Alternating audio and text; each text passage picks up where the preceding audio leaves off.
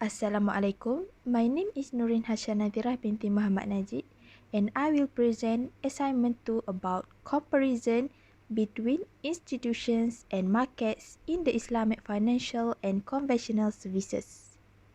Firstly, definition of conventional finance. Conventional finance is a home financing scheme offered by financial institutions or banks which are not guaranteed by government agencies.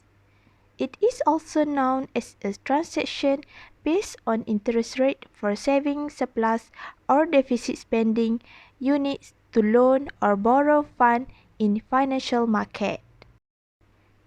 And definition of Islamic finance.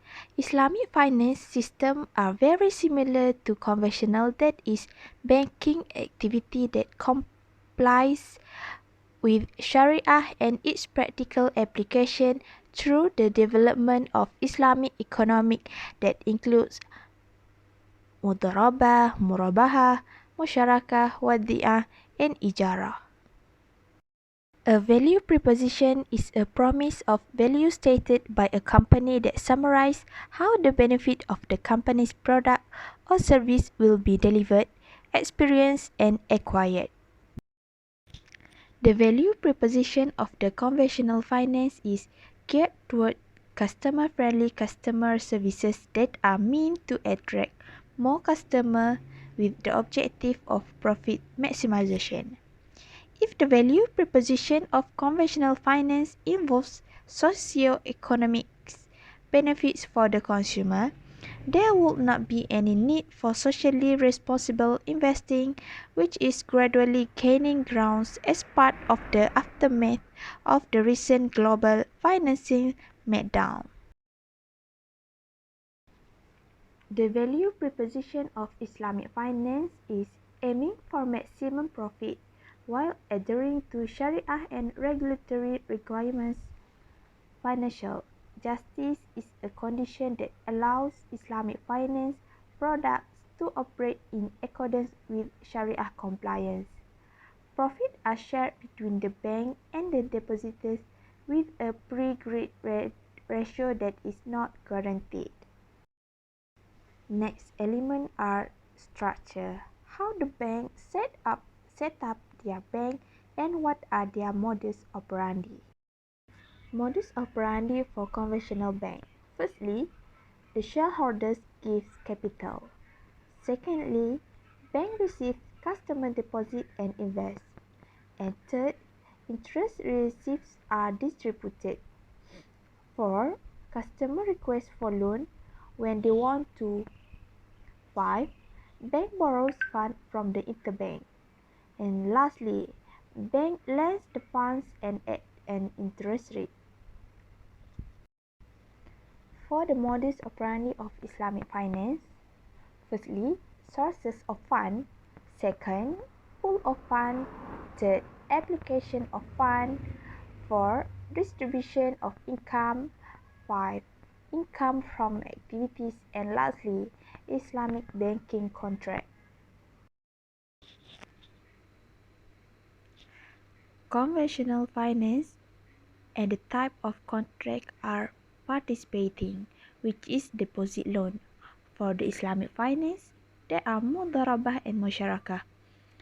For trading contract, in conventional finance, there are debt-based contract. And for the Islamic finance, there are sale, ijarah, murabahah, bayinah, and baydain. And for the supporting contract for the conventional finance, there are none exist. But for Islamic finance, there are 5, which are rahnu, kafalah, wakalah, wadi'ah, and ibra. And for equity share contract for conventional finance are every share shows the ownership and the shareholder in the firm's asset, but none exist for Islamic finance. Next element in this assignment 2 are operational mechanism. Operating the mechanism is controlling over the pace and direction of an initiative. This is the simplest but still critical. The different lies in sharing of risk and reward.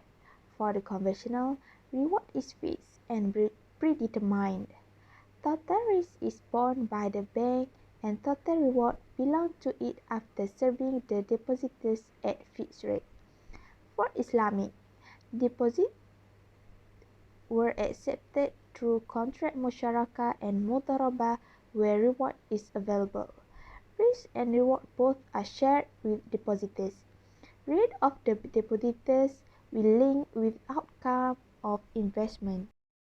And for the overdraft or credit card for conventional finance, conventional banks offer the facility of overdrawing from account of the customer on interest. Second, one of the forms is using of credit card where there are the limit of overdrawing for customer is set by the bank.